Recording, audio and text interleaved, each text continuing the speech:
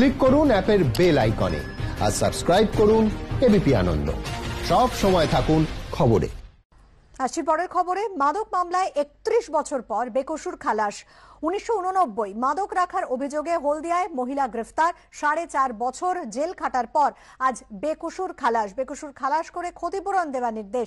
ক্ষতিপূরণ দিতে রাজ্যকে নির্দেশ তমলুক আদালতের। আমার কোনো ঝামেলা নেই।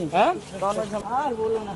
না, এতদিন ধরে কি করলো ওরা? আর যা করেছে ভগবান করুক, এখন বাকি আমি কিছু করবো না, কিছু করবো না। না, লাস্টে তো পেলেন, বিচার তো পেলেন না, আর কিছু করবো না। না। বিচার পেয়ে গেছি, এখনই শান্তিভাবে মরবো।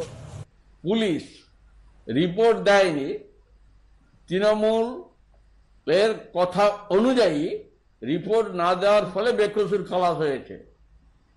পুলিশ যদি রিপোর্ট দিত তাহলে আজকে ও কিছুতেই বেকসুর খালাস হতে পারত না। এটা নতুনত্ব কিছু নয়, কারণ তখনকার সময়ে পুলিশের যে ভূমিকা ছিল, এখনকার সময়ে পুলিশের ভূমিকা গোটা পশ্চিমবাংলার মানুষ জানে।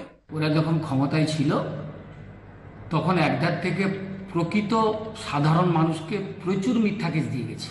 30 বছর ধরে এই কেসের ঘানিটা নিয়েছে, জেল খাটিয়েছে, কিন্তু আজকে তার প্রকৃত সে বিচারটা পেল।